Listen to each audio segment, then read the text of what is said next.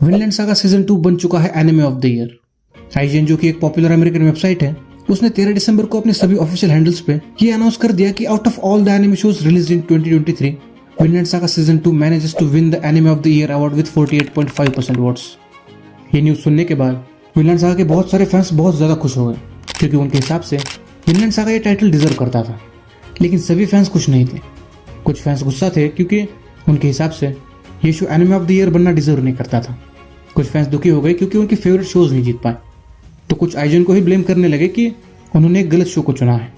तो अगर ओवरऑल बात करें तो विनलैंड सागा के इस अनाउंसमेंट को एनिमे फैंस से काफी मिक्स्ड रिस्पॉन्स मिला। तो इससे पहले हम लोग ये जाने कि विनलैंड सागा ये अवार्ड डिजर्व करता था या नहीं, हम ये जान लेते हैं कि एनिमे ऑफ द ईयर इस टाइटल की क्या इंपॉर्टेंस होती है। एनिमे ऑफ द ईयर एक ऐसा टाइटल है जो अपने आप में बहुत ज्यादा अहमियत और काबिलियत होल्ड करता है। ये टाइटल ना मिलने से कोई शो खराब नहीं बन जाता, लेकिन ये टाइटल मिलने से एक शो लोगों की नज़रों में अच्छा जरूर बन सकता है।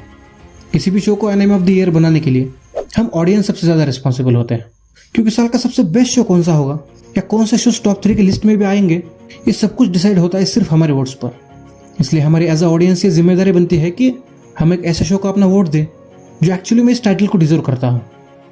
अगर आईजीएन इस वेबसाइट की बात करें तो आईजीएन एक ऐसी वेबसाइट है जो मेजर एंटरटेनमेंट इंडस्ट्रीज को कवर करती है, जैसे कि video games, TV shows, movies, animes और भी बहुत कुछ। और हर साल के एंड में वो इन्हीं इंडस्ट्रीज के एफर्ट्स को एक्नॉलेज करने के लिए बेस्ट ऑफ द ईयर नाम के एक सेगमेंट को रखते हैं, जहां साल भर में जितने भी शोज रिलीज हुए हैं उनमें से कुछ शोज को नॉमिनेट करते हैं और फिर पब्लिक वोटिंग से ये डिसाइड करते हैं कि साल का सबसे बेस्ट शो कौन सा है। अगर पर्टिकुलरली हम एनिमे इंडस्ट्रीज की बात करें तो पिछले साल की तरह इस साल भी आईजीएन ने anime of the year award रखा था, जिसमें Chainsaw Man, Pluto, Jujutsu Kaisen, Demon Slayer, Attack on Titan, Aggretsuko, Oshi no Ko, Bocchi the Rock, Mob Psycho और विनलैंड सागा जैसे शोज को शॉर्टलिस्ट किया गया था, जिनमें से बाद में पॉपुलैरिटी बेसिस पर उस अवार्ड के लिए टॉप 4 कंटेंडर्स चुने गए, जिनमें Oshi no Ko, Bocchi the Rock, Mob Psycho season 3 और विनलैंड सागा सीजन 2 जैसे शोज को नॉमिनेट किया गया। और जब पब्लिक वोटिंग करी गई तब विनलैंड सागा सीजन 2 48.5% वोट से anime of the year award जीत गया। देखिए, विनलैंड सागा सीजन 2 की बात हम लोग बाद में करेंगे। उससे पहले हम लोग बात कर लेते हैं उन ऑनरेबल मेंशंस की जो आईजीएन ने शॉर्टलिस्ट किए थे, क्योंकि उस लिस्ट में भी बहुत सारे ऐसे शोज थे anime of the year award के सीरियस कंटेंडर थे, जिनमें आते हैं attack on Titan final season, jujutsu Kaisen season 2 और प्लूटो। देखिए, मैंने इस लिस्ट में डीमन स्लेयर को इसलिए इंक्लूड नहीं किया क्योंकि from my perspective this season is not the best season of Demon Slayer and we all have to accept that. और जब आईजीएन ने इस न्यूज़ की अनाउंसमेंट करी थी तब लोग मेजोरिटी एक शो को लेकर बहुत ज़्यादा कंप्लेंट कर रहे थे, जुजुत्सु काइसन सीजन 2। जो लोग नहीं जानते उनको बता दो कि आईजीएन का एनिमे ऑफ द ईयर चुनने का अपना एक अलग क्राइटेरिया होता है, और वो क्राइटेरिया ये है कि जो शोज फॉल 2022 से फॉल 2023 तक रिलीज होकर खत्म हो चुके हैं, सिर्फ वही शोज इस अवार्ड के कंटेंडर बन सकते हैं। और जैसे कि आप लोग जानते हो कि जुजुत्सु काइसन सीजन 2 अभी भी ऑनगोइंग है, इसकी वजह से वो इस क्राइटेरिया में फिट ही नहीं बैठता, और शायद यही वो वजह थी जिसकी वजह से उसे नॉमिनेट नहीं किया गया। लेकिन अगर जुजुत्सु काइसन सीजन 2 इस क्राइटेरिया में फिट बैठ जाता तो इसमें कोई डाउट ही नहीं था कि ये शो इस लिस्ट में टॉप पे होता। अब बात कर लेते हैं दूसरे शो पे, attack on Titan final season. देखिए, अटैक ऑन टाइटन को नॉमिनेट ना करने का सिर्फ एक रीजन हो सकता है, और वो ये है कि वो सिर्फ एक सिंगल एपिसोड है, और शायद वो लोग ये चाहते हो कि इस लिस्ट में सिर्फ उन्हीं शोज को इंक्लूड किया जाए जिनमें एक से ज्यादा एपिसोड हो, जो कि मेरे हिसाब से गलत बात नहीं है। अब माना कि वो one of the best show का फाइनल एपिसोड था, बट वो था तो सिर्फ एक एपिसोड ही। लेकिन सबसे ज्यादा डिसअपॉइंटेड तो मैं तब हुआ जब मैंने देखा कि उन्होंने प्लूटो जैसे शो को टॉप 4 में इंक्लूड नहीं किया। मतलब मुझे ये समझ नहीं आ रहा कि प्लूटो में ऐसी कौन सी कमी रहेगी कि उसे टॉप 4 में इंक्लूड नहीं किया गया। मेरे हिसाब से तो Pluto anime of the year बनने के लिए एक सीरियस कंटेंडर था, बट आई डोंट नो कि उसे क्यों चुना नहीं गया। मेरी सारी बातें थी उन शोज के बारे में जिनको आईजीएन ने अपनी लिस्ट में इंक्लूड किया था। अब उन शोज की भी बात कर लेते हैं जो एक्चुअली में एनिमे ऑफ द ईयर के कंटेंडर बन सकते थे, लेकिन उनको इस लिस्ट में इंक्लूड भी नहीं किया गया। जिसमें से सबसे पहला नाम मेरे दिमाग में आता है bleach 1000 years of blood war part 2 का। मतलब how this is even possible कि ब्लीच जैसे शो को, जो अभी फिलहाल अपने पीक पे है, उसको टॉप 4 में तो छोड़ो बल्कि लिस्ट में भी इंक्लूड नहीं किया गया। I think this has to be the biggest error IGN has ever made.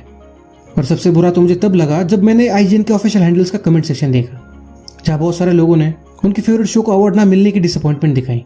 लेकिन वहाँ पर मैंने जितनी भी कमेंट्स देखे उनमें से एक भी कमेंट ब्लीच के बारे में नहीं थी। ब्लीच शायद पहला ऐसा शो होगा जो लोगों को पता होने के बावजूद अंडररेटेड है, लेकिन इन सब में गलती अकेले आईजीएन की नहीं है, गलती हमारी भी है क्योंकि हम कुछ कुछ शो से इतना ज़्यादा ऑब्सेस्ड हो चुके हैं कि दूसरे शोज़ के बारे में सोचना भी नहीं चाहते।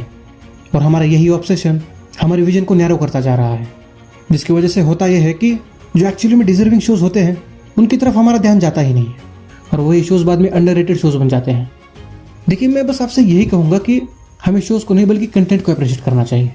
और जिस दिन से हम लोग कंटेंट को अप्रिशिएट करने लगे उस दिन से blue I samurai, my happy marriage और हेवनली डिल्यूजन जैसे शोज़ को वो अप्रिशिएशन मिलेगा जो वो डिजर्व करते हैं।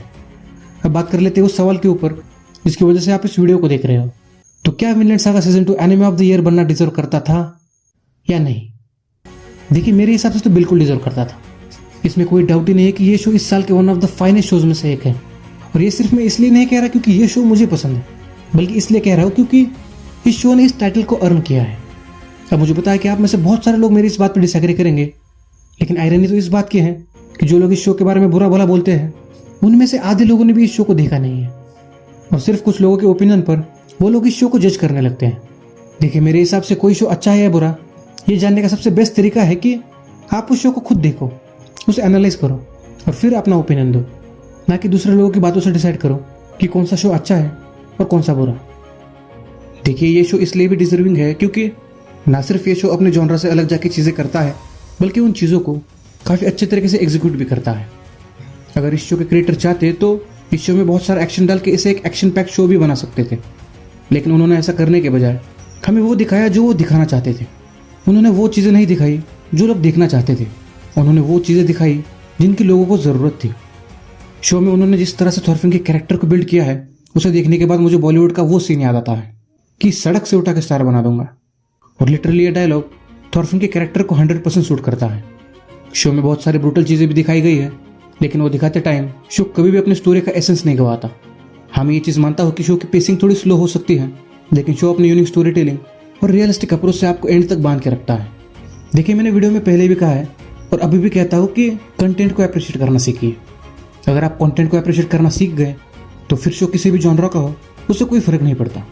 देखिए, मेरे हिसाब से किसी भी एनिमे शो का एनिमे ऑफ द ईयर बनना उसके फैन फॉलोइंग पे नहीं बल्कि इस चीज़ पे डिपेंड करता है कि उस शो में कितना पोटेंशियल है और उसने अपने ऑडियंस पे कितना ज़्यादा इम्पैक्ट डाला है, जो मेरे हिसाब से विनलैंड सागा इस साल करने में सफल रहा।